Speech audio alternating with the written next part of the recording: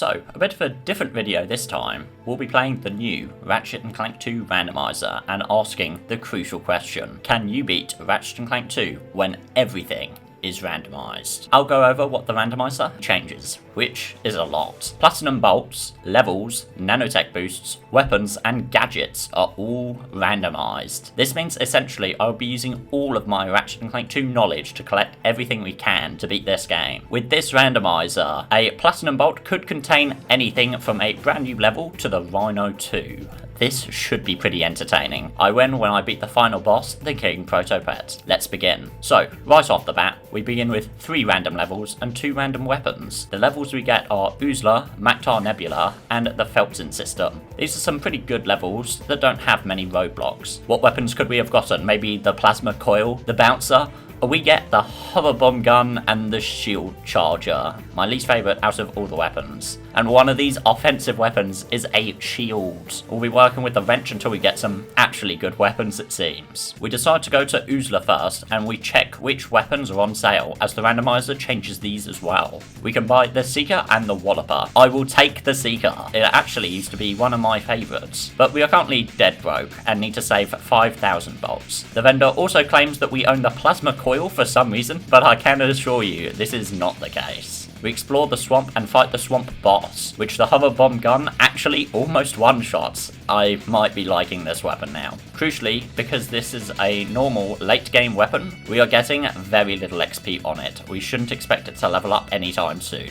Instead of getting the dynamo here, we instead get a platinum bolt. Now, we're unable to get through the rest of this path, and whenever this happens, quite humorously, we actually need to backtrack the entire level, so that's fun. We can, however, explore another part of the swamp, platforming on these laprases and these hungry plants. We find the previous manager of the store has gone a little insane after seeing all his friends get eaten alive. The nice thing about this randomizer is that when you are needed to buy something from someone, it'll actually tell you what you're getting. In this case, we get a new planet, Bolden, which can't be explored without the levitator. We've done everything we possibly can do on this planet currently, so we'll have to make a mental note to come back here with the dynamo and the tractor beam. Without much else to do, we head to Maktar and buy the Seeker. We head for the arena for some fun, but along the way, if you platform up these crates, you can find a platinum bolt here, which in our case gives us yet another planet, Tordano. We jump into a few arena battles and get the Hypnomatic, which is a very late game gadget. The other arena challenges won't have a random reward, but we still do them for the fun. The hover bomb really does make short work out of Chainblade. We still haven't found anything useful, and we cannot explore any more of Maktar. We do some space combat here and collect the nanotech boost, which in this case is just another platinum bolt. Finishing this level gives us yet another platinum bolt. Jumping ahead to the final challenge, all that gives us is a nanotech boost, which would be helpful, but I gave up the ring challenge after about 10 minutes of flying. We are currently very screwed if we can't find a new gadget or planet. We will be stuck if we can't. The lava gun becomes available, and finally we have a good weapon for this run. For the time being, that is. To proceed at all in Tordano, we need the electrolyzer, which we don't have. We are currently stuck. But I did remember that there is a platinum bolt here that we can get if we wait for RoboFizz widget. We need to pray to the RNG gods that we get something useful here, and we get the tractor beam. This will unlock not only a platinum bolt on Oozler, but also an entire section of Maktar. We quickly jump back to Oozler, and the platinum bolt turns out to be a platinum bolt. That was not something I was expecting to say to myself, ever. Making a second trip to Maktar, we can head into the jamming array location. Immediately, if we jump on top of the ship, we can get on a platform and jump up high for another platinum bolt, which in this case is the helipack. This will allow us to long jump and glide. Pretty neat. Fighting through the jamming array with the lava gun is pretty easy and surreal. And after destroying all of the jammers, we get a new level, No-Tack. No-Tack gives us an opportunity to get a lot of new items. The first of which is the Spiderbot glove. This doesn't bode well. We explore the canals and fight through the city, blasting open walls to find the Terminator. This gadget is insane and will allow us to complete most of this level now. We then collect the nanotech boost at the end of this section, which gives us the charge routes. Now we're in business. Using the newly acquired Terminator, we can finish the rest of this level, which gives us both another platinum bolt and the level Siberius, which is actually the level you would get here. A fun little coincidence. Now, we are going into Siberius knowing fully well we can't complete it. We don't don't have the swing shot needed for the convoy sequence. However, there is a platinum bolt that we can get here using the tractor beam. We need to take down these enemies, which is made pretty easy with our lava gun. We platform up with a high jump and find the dynamo. This is huge and opens up a lot of previously unexplored areas and platinum bolts. We make a quick pit stop to Notak to pick up the final platinum bolt with the dynamo and get the level gone. We return back to Uzla to finish what we started all that time ago. With the dynamo, we can now fully explore the inside of the Megacorp store. Firstly, we need to get there. With our lava gun, I was feeling quite the power rush, blasting through these enemies super fast. We platform with the dynamo and explore the store, leading us to get another platinum bolt. These will be helpful, but we can't spend them just yet. To Gorn, I suppose. We are required to take down several big ships, and we do just that. Using our sick and very unupgraded base ship, we destroy the fleet and are given another location, Grelbin. Oh no. So we aren't even going to attempt the wilderness part at this level just yet. Those Yeti are scary. Luckily, as we have the Hypnomatic already, we can control the robots and travel through the mining platforms. We use the robots to commit genocide against their own. It's not discrimination if they do it to each other. Then the entire area gets flooded. There is a platinum bolt to collect here, which is just another platinum bolt. Pretty sure we have about 1/4 of these by now. We take out the protopets on the plateau and are gifted with the swing shot, yet another gadget that will open areas for us, specifically one big area. Apologies for the intermission, but if you've been enjoying this video, please consider liking, subscribing, and sharing to a friend who would enjoy this challenge too. It really does help boost the channel to more people and will allow me to continue doing these kinds of videos and challenges. If you really want to go above and beyond, you can also buy a channel membership with perks that include early access to these videos and voting on the next challenge I do. Anyway, back to the video. With the swing shot in hand, we can now explore the last parts of the level, taking a ride on the convoy and meeting up with a masked stranger whom we have never met before at this point. Unfortunately, our favourite weapon has now become our least favourite. While I like the meteor gun more than most, the lava gun will be missed. But we have no time to mourn. We have a boss to defeat, and the thief, I'm not even joking, goes down in less than 20 seconds. Just use the Seeker and watch. We gain a nanotech boost from this encounter too, which is cool. But we are now stuck again. We need to rack our heads on where a collectible could be. We only need one. And then I remember. It's a long shot, but there is a Lapras that spawns in at some point on Uzla that takes you to a platinum bolt, but I can't remember where it is. We look around and find it. And lo and behold, we do it again, unlocking Barlow. As we touch base, we buy the gravity bomb, replacing the lava gun as our AoE weapon. Tragic, I know. We explore the ruins of an old Gadgetron base, which is filled with outlaws riding rhinos. Just another day at the office. We fight hordes of these guys and are met with the old Gadgetron clerk, who I didn't realise is also randomised. We get 6 new weapons to buy here, with some of my all-time favourites. The Chopper, Bouncer and Mini Tube. They're all here. As much as I really wanted to splurge for the Bouncer, we go for quantity, buying the Mini Turret, Chopper and Mini Tube. Not a bad setup now. We still lack the electrolyzer, so we cannot compete in the races just yet. We will have to return. With our swing shot, we can explore the rest of this level, gaining another platinum bolt, of course, and another level.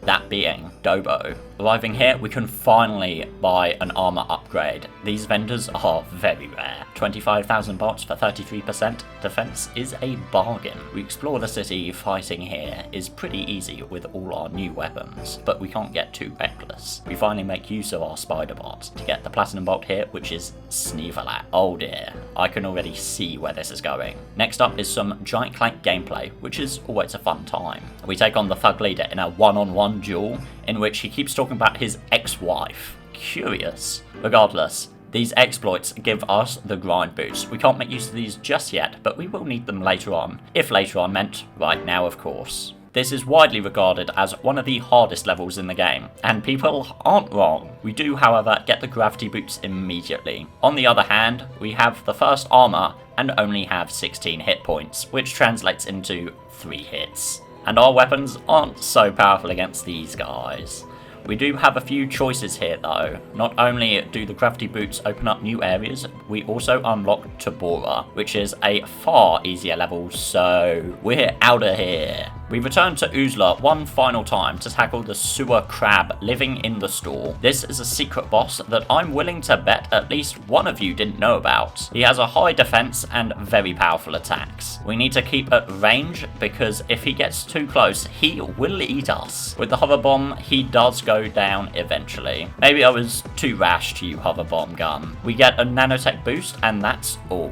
We get ejected out of the ship and are left abandoned in the mines. In the vendor is the Rhino 2. Now, this isn't quite the good news you'd think it is. Since it's here, we cannot find it for free, and the amount of 1 million bolts is probably unfeasible and not really worth it. We find the levitator in these caves, which will allow us to explore several levels. We escape the caves and go hunting for crystals. From this point on, we can upgrade our weapons with passive abilities using our platinum bolts. We find coordinates to Joba. We almost get stuck here because we still don't have the glider, but by reloading our save file, we return to the ship, saving all our other progression. With all the bolts we get from the crystals, we buy the bouncer. Now that we have the levitator, we can finally explore the planet we got back in the opening. After the levitator section, and using the grind rails, we explore the main city. Now, why aren't we saving for the Rhino 2, you may be asking? The bouncer is easily just as powerful as the Rhino 2 at only 10% of the price. Lucky thing too, Bon is a very combat heavy level that without the bouncer would be very difficult. But with that, since we haven't been getting much in the way of XP, our health levels up a lot in this level. We find the Quark statue, which we will be able to trade for another item. The platinum bolt at the end gives us the electrolyzer. We can finally finish Maktar, and that gives us a platinum bolt. Obviously. We start finding some more nanotech boosts in this level. Fighting through to get to the arena, we need to fight the gladiators. Luckily, as we already have the levitator, we have everything we need to actually get inside the arena, although we still buy a platinum bolt for 20,000 bolts. We fly to the platinum bolt and find the glider. This is big and opens several areas for us. We are only missing one item at this point, the Infiltrator. The arena is about the same as usual, an absolute blast. Other than the glider, however, we don't actually find anything of value on this level. We will super quickly do the glider sections. Tabora's gives us just a platinum bolt. In Dobo, we get the nanotech boost, which is actually the Sheepinator, and spend 10,000 bolts for another platinum bolt. We do the final on Grelbin before realizing we don't have the Infiltrator and can't actually finish it. We now explore the Megacorp facility using the trapped beam to complete, and we give our beloved Captain Quark statue and get the level to Smog. The bouncer lets us to fight these enemies very quickly. At the end of the facility, we get another platinum bolt. We have literally just wasted our time. Now that we are a little better equipped, we head back to Snivelak to finish it off. With our extra health and weapons, we make short work of the thugs for less, and get ready to fight the thug leader. We get to use the turrets littered around to destroy the giant warbot. This takes about as long as usual, but we have to be a lot more careful as we don't have much health. We can also use our heavy bouncers to deal a little bit of damage on him if we don't want to use the turrets. After what many would consider to be the toughest boss in the game, we get a platinum bolt. We explore the shipping lanes first, using the levitator to get around. While doing this, we get the second hypnomatic pod. I'm not too sure how helpful this is, as we already have the damn device, but whatever. Flying around these platforms is fun, and we even get to pay a sophisticated crab man 40,000 bolts for a platinum bolt. What a steal. Then we jump into the shipping center. With the bouncer, this place is light work, as is most encounters here, honestly. We fight the crabs through this level, and get the next level, Demoiselle. Giant Clank time. This time we are fighting on a cool UFO thing on another moon. We defeat it and get the third hypnomatic pod. Now we just need to put it together, which can also be done on this planet. The major enemy in this level is the protopets, which quickly multiply. So we're going to have to strategize too, or we can just use the bouncer. We find this guy, which by the way, how your own hand can hypnotize you is beyond me. He then gives us the Infiltrator, which is the final item for progression collected. We can now travel back to all previous levels and finish them off 100%. We come here with our new Infiltrator to finally fully unlock this level. Using the Infiltrator, we unlock another planet in Darko, one of the few early planets we haven't unlocked yet. Of course, as we are here, we explore the rest of the level and find a wrench upgrade. This will increase the wrench's damage output. We got this a little late, so this isn't too helpful at this point. Indarko is a level we can blitz right through. As the normal level 3, this place isn't going to give us any trouble at all. We explored the level to find all those platinum bolts, one of which is the level Yeedle, the final level of the game and challenge. Seeing as we already have all the gadgets, we call the level quits and head off to space for one final time.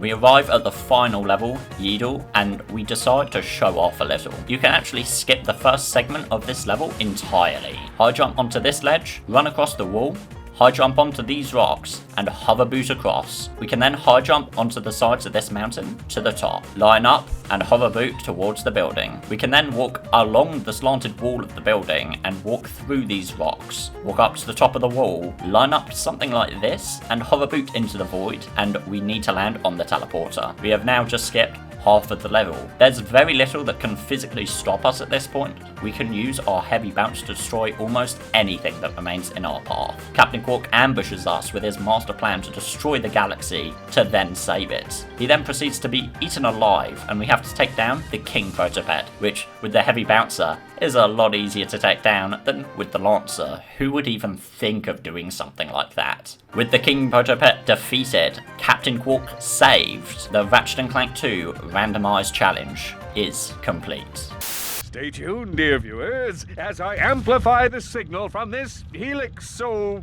thing. Allow me to demonstrate.